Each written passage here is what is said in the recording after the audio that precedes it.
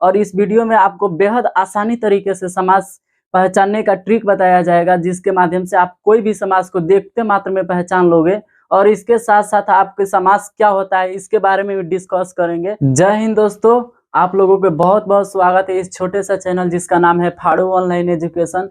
तो आज की इस वीडियो में हम लेकर आए हैं क्लास 10th और 12th का छोटा सा टॉपिक जिसका नाम है समास। और आपको बता दें कि यह आपके हिंदी एग्जाम में लगभग 8 से 10 नंबर में पूछा जाता है।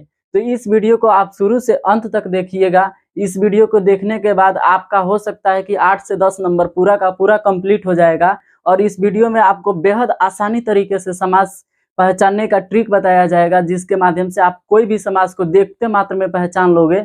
और इसके साथ साथ आपके समास क्या होता है इसके बारे में भी डिस्कस करेंगे। तो सबसे पहले हम जान लेते हैं कि आखिर समास कहते किसे हैं, किसको कहते हैं समास। बहुत सारे बच्चे समास पढ़ लेते हैं लेकिन उस समास का मतलब ही नहीं पता होता है। तो आइए बताते हैं हम आखिर आपको समास कहते किसे हैं। सबसे पहले देख लीजिए, ये समास है। समास कहता है, ये हो गया राज और ये हो गया पुत्र, और दोनों मिलके क्या बन गया, राज पुत्र। तो समास कहता है दो पदों के मेल से बने नए पद को हम क्या कहते हैं, समास। ठीक है। और इसके बाद हम जान लेते हैं कि आखिर समास कितने प्रकार का होता है। तो बहुत सारे के मन में इसके बाद हम जान लेते हैं कि आखिर समास होता कितने प्रकार के हैं और कौन कौन से होता है। तो बहुत सारे बच्चे के मन में यह डाउट रहता है कि समास कितने प्रकार का होता है, और प्रकार जान भी लेते हैं तो उसका नाम याद नहीं कर पाते हैं। तो आपको बता दें कि समास 6 प्रकार का होता है, और 6 का आपको नाम याद करने में थोड़ा सा मुश्किल होता है। लेकिन आपको 6 नाम याद नहीं रखना है, मैं एक ट्रिक बताता हूँ, उसके माध्यम से आपको एक लाइन में पूरा 6 के 6 समास याद हो जाएगा। तो आइए उस ट्रिक को हम बारे में जानते हैं। उस ट्रिक का नाम है, देखिए यहाँ पे दिखा रहे हैं हम आपको, अब तक, अब तक दादा। तो देखिए ये ट्रिक है, इसके माध्यम से आप पूरे 6 के 6 समास याद रख सकते हैं। अब कहोगे सर ये क्या लिख दिए हैं, कैसे हम याद रखें, 6 के 6 समास इसमें दिखाई कहाँ से दे रहा है। तो हम बता दें आपको, अ से हो गया अव्ययी भाव, ब से हो गया बहुब्रीहि, त से हो गया तत्पुरुष, क से हो गया क्रमधारय, और द से हो गया द्विगु, और फिर द से हो गया द्वंद्व समास। तो आपके बस इतना लाइन याद रखना है कि कौन कौन सा समास होता है। एक लाइन में आप 6 के 6 समास बता सकते हो बस इस ट्रिक के माध्यम से। तो आइए हम बारी बारी से 6 के 6 समास के पहचानने का ट्रिक पढ़ते हैं। सबसे पहला इसमें आ जाता है अव्ययी भाव समास। अव्ययी भाव समास आ जाता है, अव्ययी भाव समास। ठीक है, इसके पहचानने का आपको हम ट्रिक बता रहे हैं। पहला आपको ध्यान देना है इस ट्रिक के, इस ट्रिक को देखने के बाद आप अव्ययी भाव के समास कोई भी आ जाए शब्द तो आप देखकर बता सकते हो। पहला इसमें आता है यथा, यथा या प्रति या बे या भर या अनु। अब हम इसके बाद देख लेते हैं तत्पुरुष समास को। तत्पुरुष समास को देखते हैं, तत्पुरुष समास, तत्पुरुष समास को देखते हैं। तत्पुरुष समास का पहचानने का ट्रिक यही रहता है कि इसमें कहता है कि कारक चिन्ह का लोप हो। अब कारक चिन्ह तो आप लोगों ने पढ़ा होगा, जैसे कर्ता ने, कर्म को, करण से, ये सब कारक चिन्ह है, विभक्ति चिन्ह है, इसको आप लोगों ने पढ़ा ही होगा। इसको आपको ध्यान में रखना है। यह कहता है कि कारक चिन्ह का लोप हो, कारक चिन्ह का लोप। ठीक है, तो इसको आप कारक चिन्ह का लोप से बस इसका पहचानने का ट्रिक याद रख सकते हैं। और तीसरा आता है कर्मधारय समास, कर्मधारय समास। अब कर्मधारय समास की पहचानने का ट्रिक यही होता है कि यह कहता है कि विशेषण हो, किसी का विशेषता बताता हो, किसी का उपमा करता हो, किसी का गुण दोष के बारे में बताता हो, यही कर्मधारय समास की पहचान है। अगर हम एग्जाम्पल लेकर समझाएंगे तो आपको बेटर तरीके से समझ में आएगा। तो बस आप इसको ट्रिक को देखिए, उसके बाद हम एग्जाम्पल लेंगे तो आपका सारा का सारा कंफर्म हो जाएगा। तो यह कहता है कि क्या हो, उपमा वाचक विशेषण, विशेषण या कह सकते हैं विशेष्य,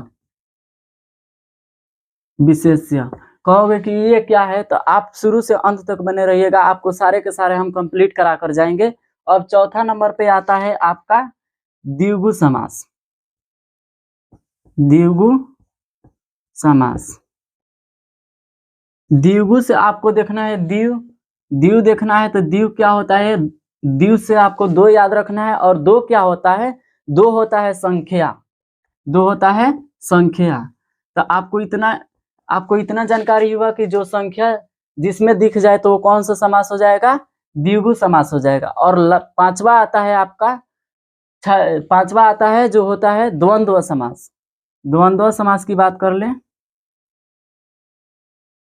द्वंद्व समास,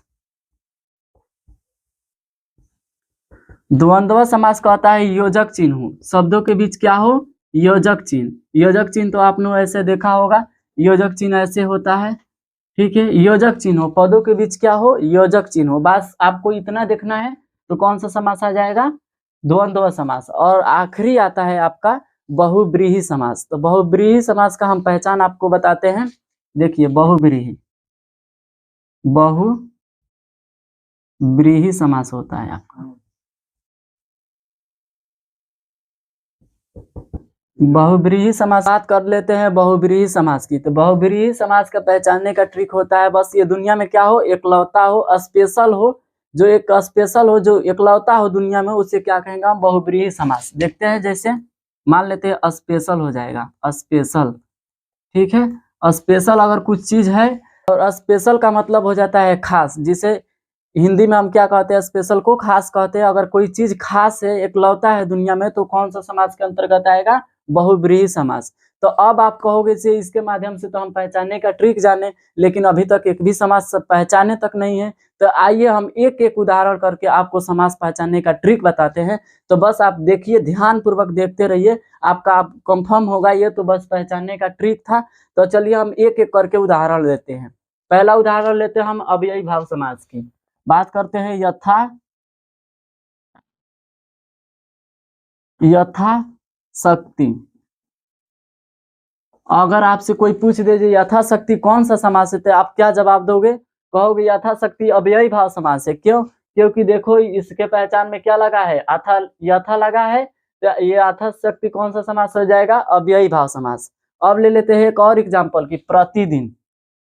प्रतिदिन, प्रतिदिन कौन सा समास हो जाएगा, तो आप क्या कहोगे कि अव्ययी भाव समास हो जाएगा, क्योंकि इसके अंतर्गत क्या लगा है, प्रति लगा है। अब हम बात कर लेते हैं हर दिन। हर दिन, हर दिन कहिए या प्रतिदिन कहिए, दोनों बात एक ही है। इसके नीचे भी हर लगा है, हर भी अगर लग जाए तो वो भी अव्ययी समास के अंतर्गत आएगा। अब इसके बाद ले लेते हैं हम भरपेट। भरपेट ले लेते हैं, भरपेट। अब बात कर लेते हैं कि भरपेट कौन सा समास आ जाएगा। तो देखिए इसके आगे क्या लगा है, भर लगा है। अव्ययी भाव में देख लीजिए कहीं ना कहीं पहचान में है भर, तो आप देख लीजिए भर है, तो भर अगर लगा है किसी शब्द के आगे तो कौन सा समास हो जाएगा, अव्ययी भाव समास हो जाएगा। अगर इसी तरह हम बात कर लेते हैं भर, भले बे रहम, बेरहम कौन सा समास हो जाएगा, तो आप कहिएगा कि बे लगा है, ये अव्ययी भाव समास के अंतर्गत आ जाएगा। अगर इसी प्रकार हम बात कर लेते हैं बेशक, बेशक, बेशक कौन सा समास हो जाएगा, तो आप क्या कहिएगा, अव्ययी भाव समास हो जाएगा, क्योंकि बे लगा है इसके आगे। तो अगर लास्ट में हम बात कर लेते हैं अनु है, अनु से कौन सा समास हो जाएगा, अनुयायी, अनुयायी, अनुयायी कहिएगा कि कौन सा समास हो जाएगा, तो ये अव्ययी भाव समास हो जाएगा, क्योंकि इसके आगे देखिए कहीं ना कहीं अनु लगा है, अनु लगा है तो कौन सा समास हो जाएगा, अव्ययी भाव समास हो जाएगा। तो ये रहा आपका अव्ययी भाव का कुछ उदाहरण, एग्जाम्पल है, जो आपको यही शब्द में से आपके एग्जाम में पूछे जाते हैं, ठीक है। अब हम बात करेंगे दूसरा समास, जिसका नाम है तत्पुरुष समास। तत्पुरुष समास यही कहता है कि इसके बीच क्या हो, कारक चिन्ह का लोप हो। तो इसको हम क्या करते हैं, सबसे पहले मिटा देते हैं, ताकि हम एग्जाम्पल लिखने में दिक्कत ना हो। तो इसको पहले सबसे पहले मिटा देते हैं। अब बात करते हैं हम दूसर का, जो तत्पुरुष समास हो, यह क्या कहता है कि कारक चिन्ह का लोप हो। जैसे हम मान लेते हैं राजपुत्र, राजपुत्र। तो बताइए राजपुत्र, राजपुत्र किसको कहेंगे, किसको कहेंगे, राजा के पुत्र को हम क्या कहेंगे, राजपुत्र। तो राजा के पुत्र, राजा के पुत्र। तो यहाँ पे देखिए कहीं ना कहीं ये कारक चिन्ह है, कारक चिन्ह का लोप हुआ है कि नहीं इसके अंतर्गत। तो यही कारक चिन्ह का अगर लोप हो जाए तो कौन सा समास हो जाएगा, तत्पुरुष समास। एक और एग्जांपल लेते हैं, बलहीन। बलहीन, बलहीन कौन सा समास हो जाएगा, तो कहिएगा तत्पुरुष समास। अब कहिएगा क्यों तत्पुरुष समास हो जाएगा, क्योंकि देखिए बलहीन किसको कहेंगे, आखिर बलहीन कहेंगे किसको, जो बल से हीन हो उसको बलहीन कहेंगे कि नहीं कहेंगे, जो बल से हीन हो, बल से हीन। तो बताइए इसमें कारक चिन्ह का लोप हुआ है कि नहीं, कारक चिन्ह कहीं ना कहीं गायब हो गया है कि नहीं कारक चिन्ह। इसमें देखिए बल से हीन, तो से क्या है, कहीं ना कहीं कारक चिन्ह है। तो अगर कारक चिन्ह का लोप हो किसी भी शब्द के बीच में, तो समझ लीजिएगा कौन सा समास हो जाएगा, तत्पुरुष समास हो जाएगा। और एक और एग्जांपल ले लेते हैं, हम कहते हैं जैसे धनहीन। धनहीन, धनहीन, तो धनहीन किस समास के अंतर्गत आ जाएगा, तो आप किसको कहोगे धनहीन, जो धन से हीन हो उसे कहेंगे हम क्या कहेंगे, धनहीन। तो कहीं ना कहीं देखिए धनहीन, धन से हीन को हम धनहीन कहेंगे, ठीक है। तो इसमें भी देखिए कहीं ना कहीं कारक चिन्ह का लोप हुआ है, विभक्ति चिन्ह गायब हो गया है, इसीलिए इसको क्या कहेंगे, धनहीन। एक और एग्जाम्पल की बात कर लेते हैं, जैसे प्रयोगशाला। प्रयोगशाला, प्रयोगशाला। और प्रयोगशाला किसे कहेंगे, प्रयोगशाला किसे कहेंगे, जो प्रयोग के लिए शाला हो उसे क्या कहेंगे, प्रयोगशाला। जैसे आप लोग स्कूलों में देखे होइएगा, आपके प्रयोगशाला होते हैं, तो प्रयोग के लिए शाला, तो उसको क्या कहेंगे हम, कौन सा समास के अंतर्गत आ जाएगा, तो तत्पुरुष समास के अंतर्गत आ जाएगा। क्यों, क्योंकि इसमें कारक चिन्ह का कहीं ना कहीं लोप हुआ है। तो देखिए ये दूसरा भी कंप्लीट हो गया, तत्पुरुष समास। अब हम तीसरे समास की बात करते हैं, जिसका नाम है कर्मधारय समास। तो इसको मिटा देते हैं, सबसे पहले इसको मिटा देते हैं। अब देखिए इसको मिटाने के बाद कर्मधारय समास की अगर हम बात करें, तो यह कहता है कि किसी का विशेषता किया हो, किसी को विशेष गुणों को बताया हो, किसी को दोषों को बताया हो, उसे हम कहेंगे कर्मधारय समास। जैसे हम एक एग्जाम्पल लेते हैं, आपके सामने एग्जाम्पल लेते हैं, जैसे कमल नयन। कमल नयन, तो देखिए ये नयन की विशेषता को बतलाया है कि नहीं बतलाया है, कहीं ना कहीं नयन की विशेषता को बतलाया है। कैसे बतलाया है कि नयन किसके समान है, कमल के समान है। नयन किसके समान है, तो कमल के समान है। तो अब आपको समझ में आ गया होगा कि कमल नयन कौन सा समास हो जाएगा, तो आप क्या कहोगे, कर्मधारय समास हो जाएगा। क्यों, क्योंकि ये नयन की क्या बता रहा है, विशेषता बता रहा है, जो नयन किसके समान है, कमल के समान है। अब हम बात कर लेते हैं और एग्जाम्पल है इस प्रकार है, चंद्र मुख। तो कहीं ना कहीं देखिए इसमें क्या है, मुख, मुख की कहीं ना कहीं क्या बताया गया है, विशेषता बताया गया है। मुख का क्या कह रहा है, जो मुख किसके समान है, चंद्र के समान, चंद्रमा के समान मुख है, उसको हम क्या कहेंगे, चंद्रमुख। तो कहीं ना कहीं ये मुख की विशेषता को बताया है कि नहीं। तो ये किस समास के अंतर्गत आ जाएगा, तो कहोगे कि कर्मधारय समास के अंतर्गत आ जाएगा। अगर हम बात कर लेते हैं प्राण प्रिय, प्राण प्रिय, प्राण प्रिय। अब बताइए प्राण प्रिय आप किसको कहेंगे, प्राण प्रिय किसको कहेंगे, जो प्राण के समान प्रिय हो, यानी प्राण के समान प्रिय हो, उसको क्या कहेंगे, प्राण प्रिय। तो ये कहीं ना कहीं किसका बता रहा है, जो प्राण के समान प्रिय हो उसके क्या कहेंगे हम, तत्पुरुष समास कहेंगे। क्या कहेंगे इसको, कर्मधारय समास कहेंगे, क्योंकि इसको क्या है, प्राण के समान प्रिय है, तो कहीं ना कहीं इसका भी विशेषता बताया गया है। अब हम बात कर लेते हैं इसके कुछ और एग्जाम्पल की। जैसे एक एग्जाम्पल है कौन सा, इसको कहेंगे नीलकमल। नीलकमल, तो आखिर नीलकमल किसको कहेंगे, जो कमल नीला हो, नीले रंग का कमल को हम क्या कहेंगे, नीलकमल। तो कहीं ना कहीं इस कमल को क्या बताया है, विशेषता बताया है कि कमल कैसा है, नीला है। तो अगर आप किसी भी वस्तु के व्यक्ति को अगर विशेषता को बताता है तो किस समास के अंतर्गत आ जाएगा, तो आप कहोगे कर्मधारय समास के अंतर्गत आ जाएगा। तो ये हो गया कर्मधारय समास कंप्लीट। अब हम बात कर लेते हैं चौथा समास, जिसको हम द्विगु समास कहते हैं। ये बेहद आसान है, सबसे आसान है, और आपके बोर्ड एग्जाम में इसी में से हो सकता है कि सबसे ज्यादा नंबर पूछा जाए, तो आप इसको ध्यान पूर्वक देखना है। तो इसको हम मिटा दे रहे हैं, अब बात करते हैं हम द्विगु समास। तो द्विगु को आप क्या बताएं, जो दो हो, दो यानी द्विगु से दो, और दो यानी क्या है, संख्या। तो वैसा समास जो संख्यावाचक हो उसे हम क्या कहेंगे, द्विगु समास। जैसा हम एग्जाम्पल की बात करते हैं, त्रिलोक। त्रिलोक, आखिर त्रिलोक किसे कहेंगे, तीन लोगों के समूह को हम क्या कहेंगे, त्रिलोक। तो कहीं ना कहीं त्रि से क्या आ रहा है, तीन, या तीन क्या है, संख्या है, तो किस समास के अंतर्गत आ जाएगा, तो कहोगे आप द्विगु समास के अंतर्गत आ जाएगा। क्यों, क्योंकि इसमें संख्या है। अगर हम बात कर लेते हैं चौराहा, चौराहा, चौराहा की बात करते हैं, चौराहा की बात करते हैं, तो चौराहा किसके अंतर्गत आएगा, तो कहोगे आप द्विगु समास के अंतर्गत आएगा। क्यों आएगा, क्योंकि देखिए इसमें चार आ रहा है, तो चार राहों के समूह को हम क्या कहते हैं, चौराहा। तो कहीं ना कहीं इसमें क्या आ रहा है, संख्या आ रहा है। अब हम एक बात कर लेते हैं पंचमुख। पंचमुख आपके बोर्ड एग्जाम में बहुत बार पूछा गया है, पंचमुख। पंचमुख बात कर लेते हैं, इसमें कहीं ना कहीं देखिए पांच आ रहा है, पांच मुखों का आ जाएगा तो कौन हो जाएगा, पंचमुख। तो आप कहोगे जिसमें संख्या का बोध हो वो कौन सा समास आ जाएगा, द्विगु समास आ जाएगा। क्यों, क्योंकि इसमें संख्या, इसके पहचानने का ट्रिक है, अगर संख्यावाचक कोई समास आता है तो उसको क्या कहोगे, द्विगु समास कहोगे। अब इसका एक और उदाहरण लेते हैं, जैसे सप्तऋषि। सप्तऋषि, तो सप्तऋषि आखिर कहेंगे किसे, सात ऋषियों को समूह को सप्तऋषि कहेंगे। तो ये कहीं ना कहीं संख्या आ रहा है, तो किस समास के अंतर्गत आएगा, तो द्विगु समास के अंतर्गत आ जाएगा। अगर संख्यावाचक कोई समास आ जा रहा है तो आप सीधा समझिएगा कौन सा समास के अंतर्गत आएगा, तो द्विगु समास। आपको भूलना नहीं है, इतना चिल्ला चिल्ला कर पढ़ा रहा हूं फिर भी आपको भूलना नहीं है। अब इसको हम मिटा देते हैं, अब हम मिटा देते हैं।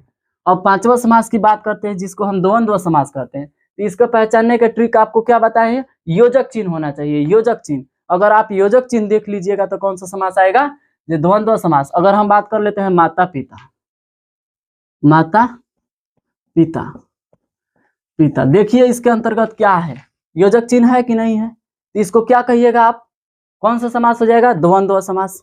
और योजक चिन्ह देखने के साथ साथ आपको यह देखना होगा कि एक दूसरे के विपरीत होना चाहिए।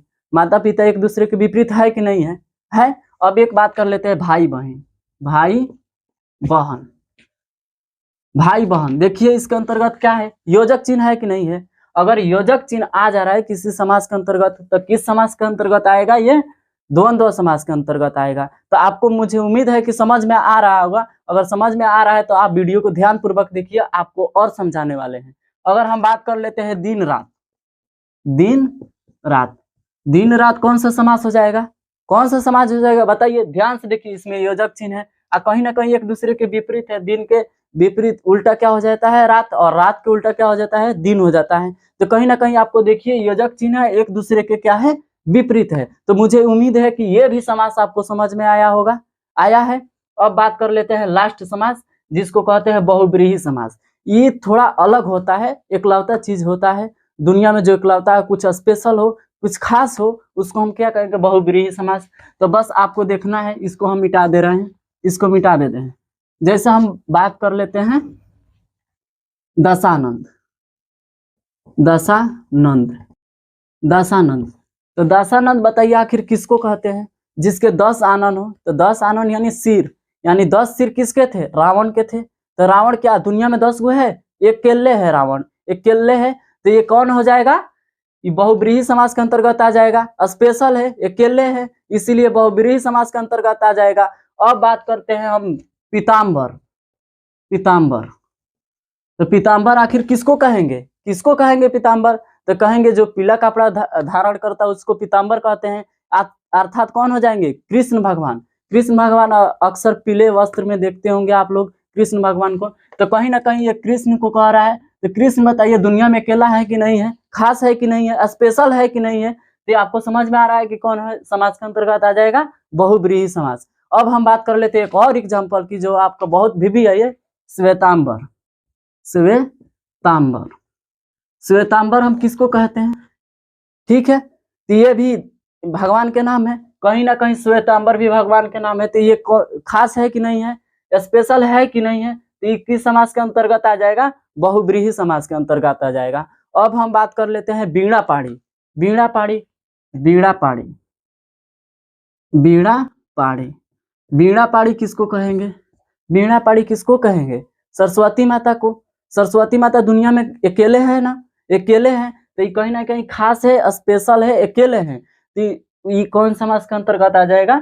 बहुब्रीहि समाज के अंतर्गत आ जाएगा। अब हम बात कर लेते हैं एक और, जिसको कहते हैं हम, अब हम बात कर लेते हैं एक और एग्जाम्पल होता है जैसे चक्रपाणी। चक्रपाणी, चक्रपाणी, तो बताइए चक्रपाणी कौन है? कि जिसके हाथ में चक्र हो, जिसके उंगलियों में क्या हो? चक्र हो। किसके उंगलियों में आप चक्र देखते हैं? तो आप देखते हैं विष्णु भगवान के उंगलियों में आप चक्र देखते हैं। विष्णु भगवान के अक्सर इस उंगलियों में आप देखेंगे जो एक चक्र लगा होता है। तो विष्णु भगवान दुनिया में कहीं ना कहीं अकेले हैं, एकलौता है, स्पेशल है, खास है। तो कहीं ना कहीं अगर ऐसे शब्द आए तो आपको किस समाज के अंतर्गत आएगा? बहुब्रीहि समाज के अंतर्गत आएगा। अगर हम बात कर लेते हैं विषधर, एक और एग्जाम्पल को ले लेते हैं, विषधर। विषधर, तो आखिर विषधर किसको कहेंगे? जो विष को धारण करता हो, विष को धारण करता हो। जैसे हमारे शंकर भगवान हो गए, शंकर भगवान है जब विष को धारण करते हैं, देखते हैं उनके गले में सांप रहता है। कहीं ना कहीं शंकर भगवान अकेले हैं, एकलौता है, स्पेशल है, खास है। तो किस समाज के अंतर्गत आ जाएगा? तो कहोगे कि बहुब्रीहि समाज के अंतर्गत आ जाएगा। तो मुझे उम्मीद है कि ये सारे ट्रिक आपको समझ में आए होंगे, या सारे एग्जाम्पल आपको समझ में आए होंगे। और बात कर लेते हैं, एक वन शॉट कर लेते हैं इसका। अगर बात करते हैं अव्ययी भाव समाज की, यथाशक्ति बे भर अनु लगा हो तो कौन समास हो जाएगा? अव्ययी भाव। जैसे यथाशक्ति, प्रतिदिन, भर पेट, भरसक, ये एग्जाम्पल लेकर बताएं आपको। अब दूसरा बात कर लेते हैं तत्पुरुष समास, जिसमें कारक चिन्ह का लोप हो, कारक चिन्ह का लोप हो। ठीक है, जैसे हम बात लेते हैं धनहीन, बलहीन, यानी बल से हीन हो, जो धन से हीन हो, उसी को कहेंगे हम कि कौन समास आ जाएगा? तत्पुरुष समास के अंतर्गत। अब हम तीसरा का बात कर लेते हैं क्रमधारय। यह कहता है किसी की विशेषता बताता है, किसी की उपमा बताता है, किसी के गुण दोष के बारे में बात करता है। जैसे हम बात कर लेते हैं जैसे नील कमल, तो कमल कैसा है? नीला है। ठीक है, तो ये कहीं ना कहीं किसी की विशेषता बता रहा है। अब हम बात कर लेते हैं चौथा, जिसको कहते हैं द्विगु समास। द्विगु से आपको दो याद रखना है, और दो कहीं ना कहीं क्या है? संख्या है। तो इसका एग्जाम्पल हो गया त्रिलोक हो जाएगा, चौराहा हो जाएगा, पंचमुखी हो जाएगा। ये सारे के सारे किस समाज के अंतर्गत आएंगे? तो कहोगे द्विगु समाज के अंतर्गत आ जाएंगे। अब हम बात कर लेते हैं पांचवा, जिसको कहते हैं द्वंद्व समास। तो इसको बस आपको ये याद रखना है, योजक चिन्ह रहेगा तो कौन सा समास हो जाएगा? द्वंद्व समास हो जाएगा। तो जैसे माता पिता, भाई बहन, और योजक चिन्ह के साथ साथ आपको यह भी देखना रहेगा कि कहीं ना कहीं एक दूसरे के विपरीत होना चाहिए, तब आप कहोगे कौन समास हो जाएगा? द्वंद्व समास। अब लास्ट बात कर लेते हैं बहुब्रीहि समास की। तो बहुब्रीहि समास यही कहता है जो स्पेशल हो, खास हो, दुनिया में इकलौता हो, उसे हम क्या कहते हैं? बहुब्रीहि समास। जैसे पीताम्बर, श्वेताम्बर, गजानंद, दासानंद, ये सब कहीं ना कहीं भगवान के नाम जितने भी आएंगे वो सब समाज बहुब्रीहि समास के अंतर्गत आ जाएंगे। ठीक है, तो मुझे उम्मीद ही नहीं, पूरा विश्वास है कि आपको समाज समझ में आया होगा। और यह वीडियो आपको थोड़ा सा भी अच्छा लगा हो तो कमेंट बॉक्स में जरूर बताइएगा कि यह वीडियो आपको कैसा लगा है। और साथ ही साथ स्टडी से जुड़े रहने के लिए हमारे चैनल को सब्सक्राइब कीजिए। तब तक के लिए मिलते हैं हम अगले वीडियो में। जय हिंद, जय बिहार।